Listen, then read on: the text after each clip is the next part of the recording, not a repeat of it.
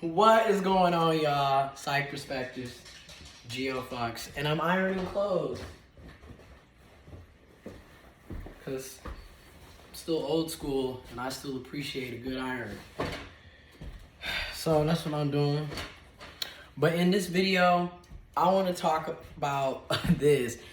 Y'all, a lot of us, okay, as we're in this self-care and we're healing and we're working on self and we're holding each other accountable, we're holding ourselves accountable, we're being responsible to our changes and our growth and what we want for ourselves, there's something else that also has me thinking about some things.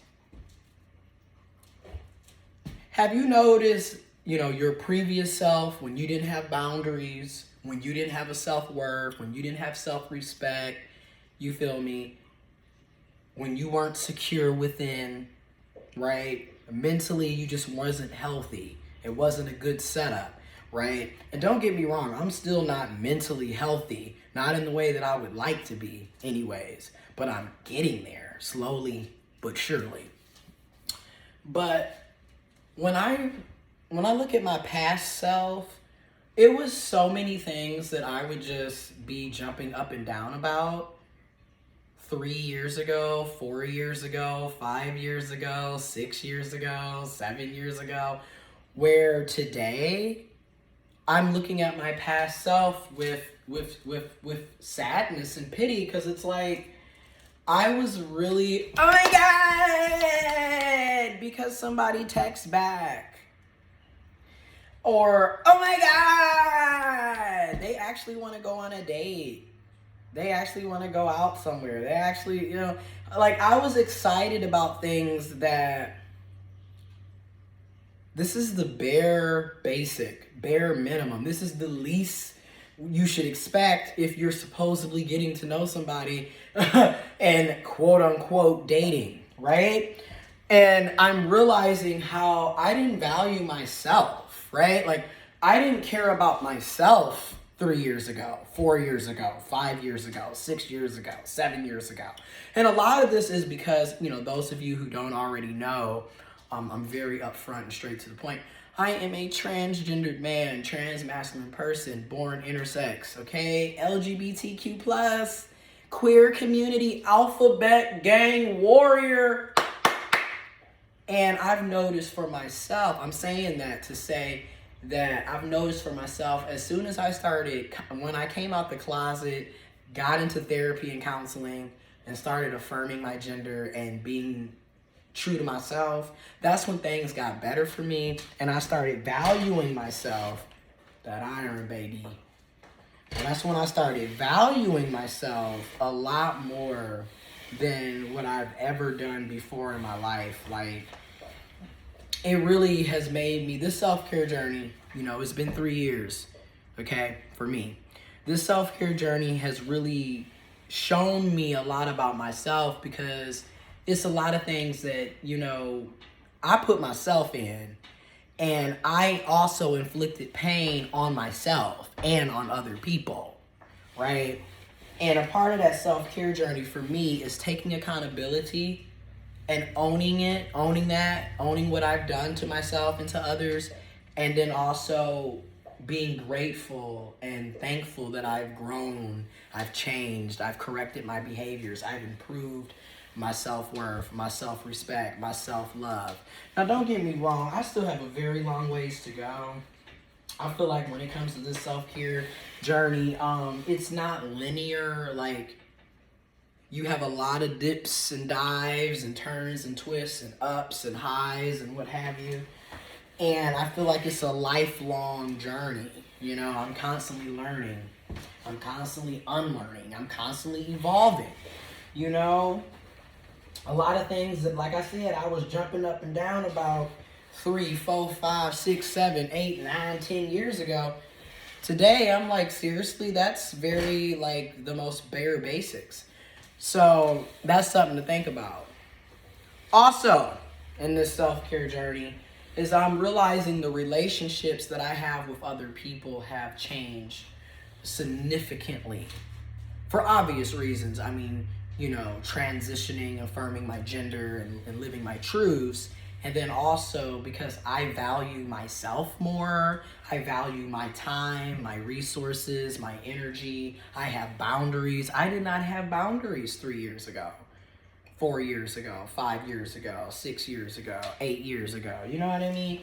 And now I have boundaries. I have self-respect. My self-esteem is improving. My self-worth is improving. I'm becoming more aware and secure within myself.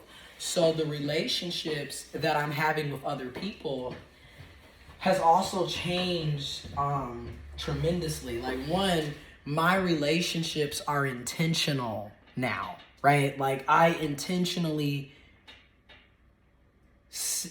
build relationships with certain people, where back in my previous life, I was a people pleaser, ass kisser, you know, wanted to be liked by everybody, wanted everyone to be my friends and all that.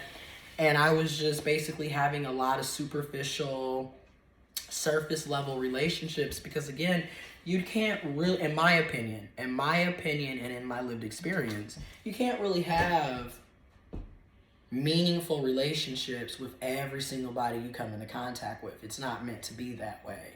And there are people that are literally here for a season. And then there's people that's here for a lifetime.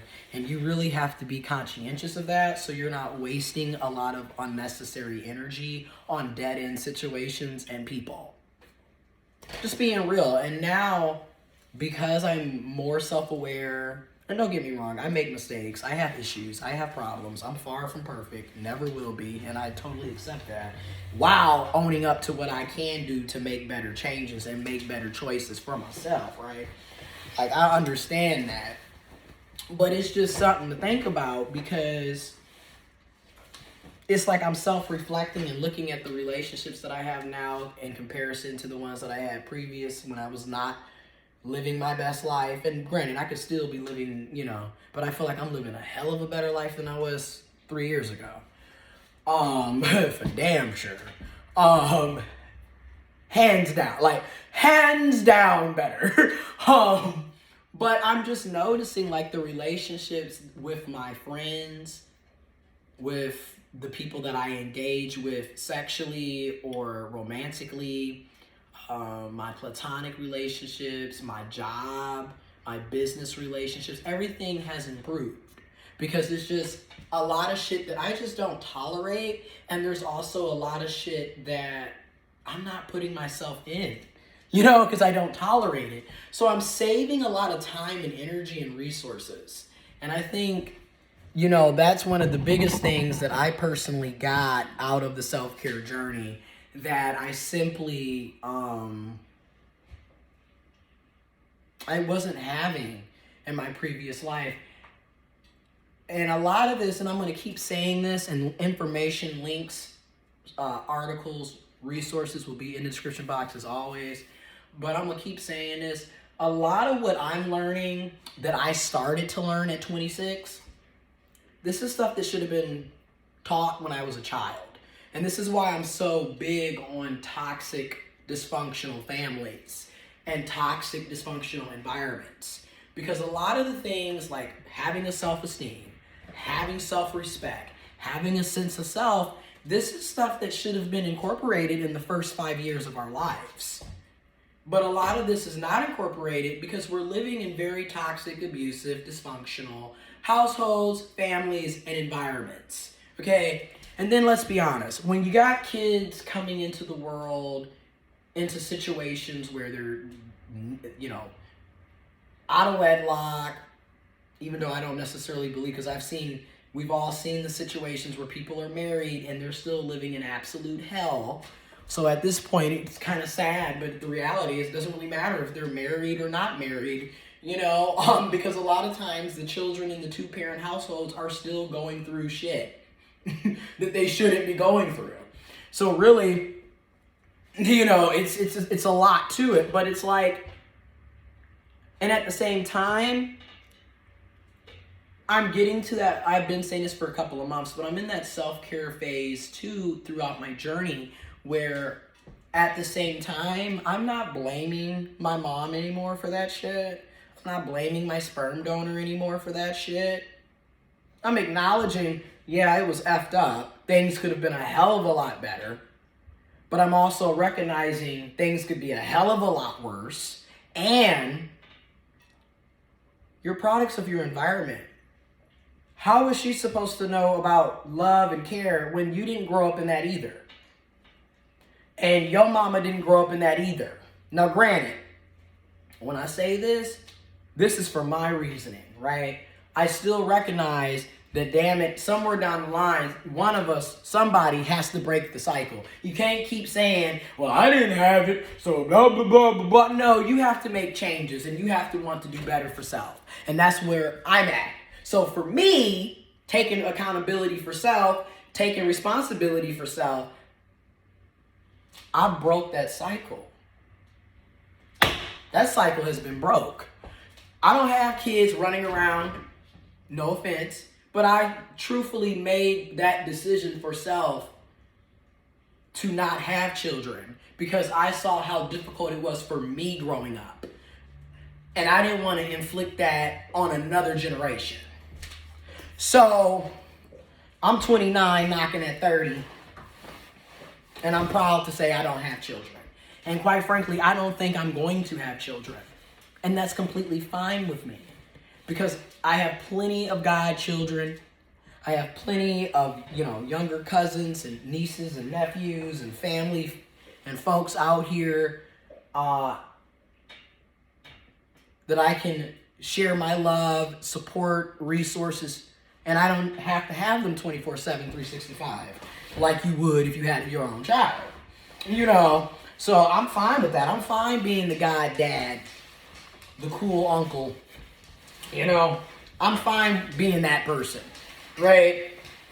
I don't want that type of responsibility. And I always say, well, at this moment, I don't want that type of responsibility. But I can almost kind of guarantee that in a year to 5 years to 10 years, I'm probably not going to want that responsibility, But who knows? It might change. That is true. It could change. I'm not saying that it couldn't. But right now, I'm fine. So I feel like I'm just learning to let go and to forgive myself. And as I'm forgiving myself, forgive others. Stop holding on. And I've been doing this, it's now for about 8 months. I've been in this vibe for about 8 months, really learning, you gotta let go. It's hard. It's hard.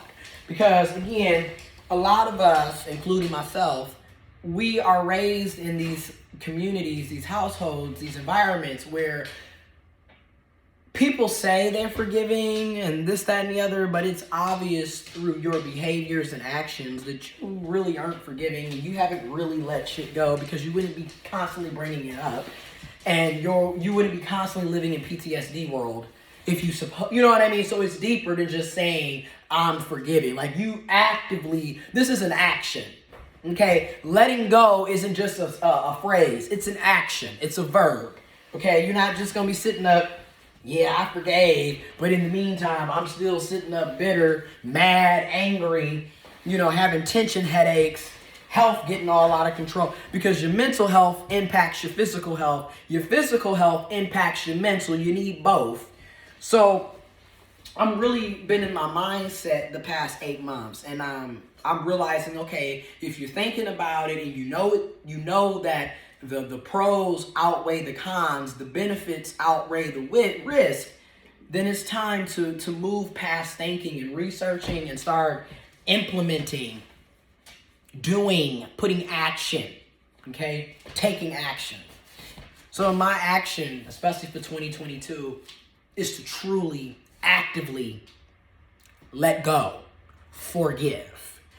So I'm gonna be doing more videos discussing that because it's like I'm 3 years in. I got a long way to go. I feel like this is a lifetime. This is not something that, in my opinion and experience, is not something that happens overnight. So that's why I feel like it's a lifetime. But I'm going to be doing more videos discussing that. And I'm going to still talk about, what's going on in the world and how to avoid narcissistic, dysfunctional, toxic situations and people. But I'm also going to be talking about healing and forgiving and other self-care remedies and just different things. You feel me? Because that's another thing that I'm also realizing, and I'm going to do a video on it as well, is you can't constantly be talking about negativity and be immersed in negativity and then expect positive things to come your way. Because again, you, in my opinion, you are what you talk about to a certain extent. You know, because you're constantly talking about it, so it's constantly on your mind. You know what I mean? And I'm not saying that you can't never talk about bad things or negative things, but to constantly talk about it, no. I'm tired of that. And I'm gonna say this, and I love music. And I'm still gonna do music reviews, which stay tuned, I got some things coming. On the Ask a Millennial channel, stay tuned. But even with music, I'm getting to the point where I'm getting back to listening to house music, techno, electronica, EDM, things that I used to listen to before. That's how I know I'm slowly getting out of this depressed funk. I'm still depressed, you know, but it's like I'm having moments where I'm like, oh, you used to enjoy this, remember? You haven't done this in years. Isn't this fun? And I'm like, shit, this is fun. But, you know, it's a journey. And I'm going to end with saying this. Another thing that I notice I'm getting better, I'm actually, like, consistently getting haircuts every 2 weeks, getting my self-care down. You know, I actually went to Walmart and bought 2 button-ups and 2 slacks. Now, mind you, a part of my therapy with my counselor, with my therapist, I'm supposed to shop for myself, treat myself more. I was supposed to make a commitment to every 2 weeks, you know, but what I'm not gonna lie, I failed. I didn't do everything that was on my action plan, but I have been getting my hair cut every 2 weeks consistently. I haven't been buying clothes though. Like the last time I bought clothes was at the very end of September, early October. I'm almost 2 months late. Basically 2 months late, so it is what it is. But I went and I did it. And it's little things like that, like buying your stuff clothes. Because a lot of the stuff that I wear, i.e. this shirt, is literally from 11 years ago when I was graduating high school. So a lot of the stuff, because I don't shop, you know, it's just a lot of, it's crazy things that you don't think about, that when you get into therapy and counseling, you start realizing, oh, this is why you don't, yeah. So that's why I'm always recommending therapy and counseling. Information on how you can find a therapist, you know, a counselor, a psychiatrist, a psychologist will be in the description box below. This is why I'm also a big supporter of universal health care, because I believe everybody deserves the right, the basic human right to have access to quality, affordable, inclusive, and accessible health care insurance that covers mental and physical health. But this video is already over 18 minutes, so we're about to end it. But self-care, update, reflection. I'm moving. I've been thinking about it for 8 months, going on 9 months. And it's like, it's time to implement the actions more obviously. So forgiving and letting go.